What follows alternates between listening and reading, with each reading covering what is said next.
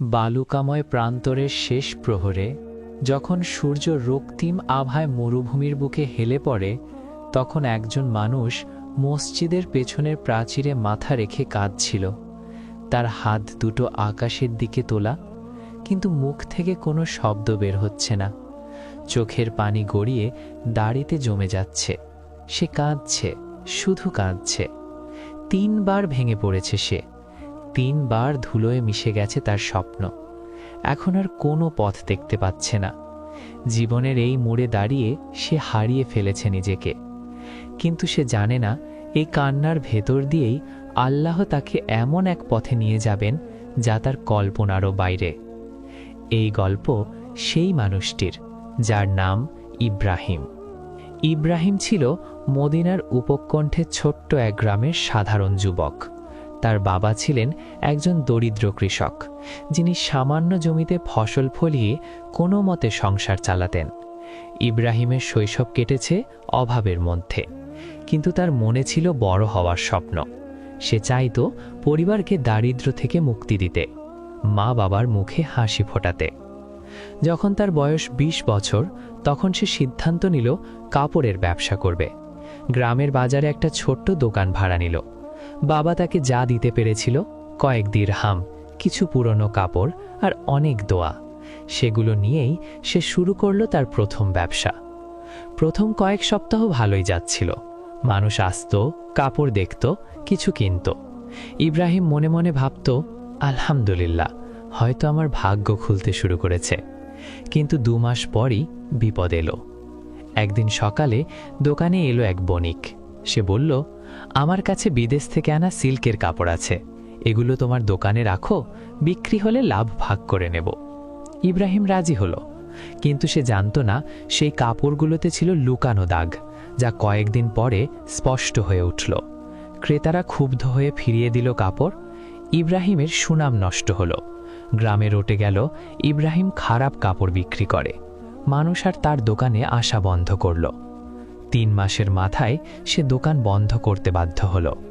সমস্ত পুঁজি শেষ, ঋণ বেড়ে গেল।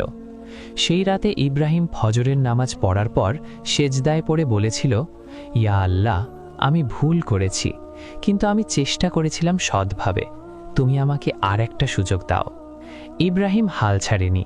সে ভাবল, হয়তো কাপড়ের ব্যবসা তার জন্যে নয়, হয়তো অন্য কিছুতে তার ভাগ্য আছে। সে শুনেছিল মদিনার বড় বাজারে মশলার ব্যবসা খুব লাভজনক। বাবা তাকে আবার কিছু টাকা দিলেন, এবার জমি বন্ধক রেখে। ইব্রাহিম মনে মনে প্রতিজ্ঞা করল, এবার সে সফল হবেই। সে মশলার ব্যবসায় নামল। যাত্রা শুরু হলো ভালোভাবেই, কিন্তু 6 মাস পরে একটা বড় কাফেলা শহরে এসে পৌঁছালো। সেই কাফেলায় ছিল হাজার হাজার মণ মশলা, দামে অনেক সস্তা।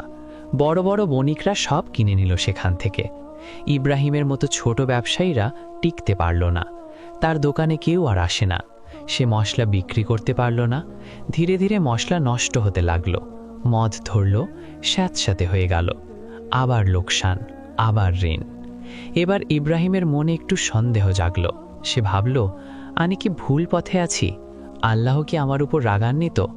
কিন্তু সে নিজেকে শান্ত করল, বলল, না, আল্লাহ তো দয়ালু, হয়তো আমার ধৈর্যের পরীক্ষা নিচ্ছেন। সে আবার উঠে দাঁড়ালো। এবার ইব্রাহিম ভাবল, সে আর ব্যবসা করবে না, সে কাজ করবে। সে যোগ দিল এক কাফেলার সাথে, যেটা সিরিয়া থেকে মিশর যাচ্ছিল। তার কাজ ছিল উটের দেখভাল করা, মালপত্র সামলানো। কঠিন কাজ, কিন্তু ইব্রাহিম সৎভাবে করত। দিন রাত পরিশ্রম, রোদে বৃষ্টিতে হাঁটা, কিন্তু অন্তত একটা নিয়মিত আয় ছিল। 3 মাস ভালোভাবে কাটল। ইব্রাহিম ভাবল, হয়তো এটাই আমার জন্যে আল্লাহর ইচ্ছা, সাধারণ একজন শ্রমিক হিসেবে জীবন কাটাবো। কিন্তু 3য় মাসের শেষে যখন কাফেলা মিশরের সীমান্তে পৌঁছালো, তখন একদল ডাকাত হামলা করল। সব কিছু লুট হয়ে গেল। কাফেলার মালিক সব হারালো। ইব্রাহিম 3 মাসের পারিশ্রমিক পেল না। শুধু তাই নয়, ডাকাতরা তার জুতো, গামছা সব নিয়ে গেল। সে খালি পায়ে খালি হাতে ফিরে এলো মদিনায়। এবার ইব্রাহিম ভেঙে পড়ল সম্পূর্ণভাবে। তার মনে হলো আল্লাহ হয়তো তাকে ভুলে গেছেন। সে রাতের পর রাত জেগে কাঁদত, দোয়া করত, কিন্তু মনে হতো যেন আকাশ বন্ধ। সে মসজিদে যাওয়া কমিয়ে দিল, মানুষের সাথে কথা বলা বন্ধ করল, একা একা ঘুরে বেড়াতো। একদিন সন্ধ্যায় সে মসজিদের পেছনে বসে আকাশের দিকে তাকিয়েছিল, চোখে পানি, মনে প্রশ্ন, ইয়া আল্লাহ, আমি কি করেছি? তুমি আমাকে এত কষ্ট কেন দিচ্ছ? সেই রাতে মসজিদের ইমাম, যিনি একজন বয়োবৃদ্ধ আলেম ছিলেন, ইব্রাহিমকে দেখতে পেলেন। তিনি তার কাছে এসে বসলেন। বাবা, তুমি অনেক দিন ধরে কাঁদছ, তোমার কষ্ট আমি বুঝি, কিন্তু আমি তোমাকে একটা কথা বলি। ইব্রাহিম তাকালো তার দিকে। বৃদ্ধ বললেন, একবার এক মানুষ মরুভূমিতে হারিয়ে গিয়েছিল। সে চলছিল পূর্ব দিকে, কারণ সে ভাবছিল শহর সেদিকে, কিন্তু বারবার বাধা আসছিল। কখনো ঝড়, কখনো পথ হারিয়ে যাচ্ছিল, কখনো পানি শেষ হয়ে যাচ্ছিল। শেষে সে হাল ছেড়ে দিয়ে উল্টো দিকে চলতে লাগলো, আর সেখানেই পেল এক সবুজ মোড়দ্যান, যেখানে খাবার, পানি, মানুষ, নিরাপত্তা। সে বুঝল আল্লাহ তাকে পূর্ব দিকে যেতে দিচ্ছিলেন না, কারণ সেখানে ছিল মৃত্যু। তিনি তাকে জীবনের দিকে ঠেলে দিচ্ছিলেন। ইব্রাহিম চুপ করে শুনছিল। তুমি কি ভাবছ তোমার ব্যর্থতাগুলো শাস্তি? না বাবা, হয়তো সেগুলো সুরক্ষা। আল্লাহ তোমাকে এমন কিছুতে সফল হতে দিচ্ছেন না যা তোমার ক্ষতিকর। তিনি তোমাকে অন্য পথে নিয়ে যাচ্ছেন। ধৈর্য ধরো, তার উপর ভরসা রাখো। ইব্রাহিম সেই রাতে অনেকক্ষণ কেঁদেছিল, কিন্তু এই কান্না ভিন্ন ছিল। এটা ছিল মুক্তির কান্না, স্বীকারোক্তির কান্না। পরের দিন সকালে ইব্রাহিম মসজিদে ফজরের নামাজ পড়তে গেল। নামাজের পর সে আলেমের কাছে গেল। হুজুর, আমি কি করব? আমি কোনো ব্যবসায় সফল হতে পারিনি, আমি এখন কি করব? আলেম বললেন, তুমি কি লিখতে পারো? ইব্রাহিম বলল, হ্যাঁ, আমার বাবা আমাকে ছোটবেলায় কোরআন পড়তে শিখিয়েছিল। আমি আরবি লিখতে ও পড়তে পারি। তাহলে তুমি কেন নকল নবিশের কাজ করো না? মানুষের চিঠি লিখে দাও, দলিল লিখে দাও। এখানে তো অনেকেই লিখতে পারে না। ইব্রাহিম ভাবেইনি এই পথের কথা, কিন্তু তার হাতে আর কোনো পথ ছিল না। সে শুরু করল। বাজারের এক কোনায় বসে একটা কালি, কলম আর কাগজ নিয়ে বসে থাকত। প্রথম দিকে কেউ আসতো না, কিন্তু ধীরে ধীরে মানুষ জানতে পারল ইব্রাহিম সুন্দর হাতের লেখায় চিঠি লেখে। একজন বৃদ্ধ এসে বলল, আমার ছেলে বসরায় আছে, তাকে একটা চিঠি লিখে দাও। ইব্রাহিম মন দিয়ে লিখল। বৃদ্ধ খুশি হলো, তাকে কয়েক দিরহাম দিল। তারপর আরেকজন এলো, তারপর আরও। ইব্রাহিম আস্তে আস্তে পরিচিত হতে লাগলো। তার লেখার হাত এত সুন্দর ছিল যে মানুষ তার কাছে বারবার আসত। কয়েক মাস পরে একদিন বণিক এলো, বলল, আমার ব্যবসায়িক হিসেবের বই লিখে দিতে পারবে? ইব্রাহিম রাজি হলো। সে এত সুন্দরভাবে হিসেব গুছিয়ে লিখল যে বণিক মুগ্ধ হয়ে গেল। সে বলল, তুমি আমার নিয়মিত কাজ করবে, আমি তোমাকে মাসিক বেতন দেব। ইব্রাহিম রাজি হলো। 1 বছরের মধ্যে ইব্রাহিমের নাম ছড়িয়ে পড়ল পুরো শহরে। সে শুধু চিঠি লিখত না, দলিল, চুক্তিপত্র, ব্যবসায়িক হিসেব, এমনকি কবিতাও লিখত। তার হাতের লেখা ছিল এত সুন্দর যে বড় বড় বণিকরা তাকে ডাকত। আস্তে আস্তে সে একটা ছোট্ট দোকান খুলল, যেখানে সে নকল নবিশি আর দলিল লেখার কাজ করত। তার কাছে সব সময় কাজ থাকত, তার আয় বাড়তে লাগলো। 1 বছর পরে ইব্রাহিম তার বাবার সমস্ত ঋণ শোধ করে দিল, জমি ছাড়িয়ে নিল, বাবা মায়ের জন্য একটা নতুন ঘর বানালো। 2 বছর পরে সে বিবাহ করল, সংসার শুরু হলো।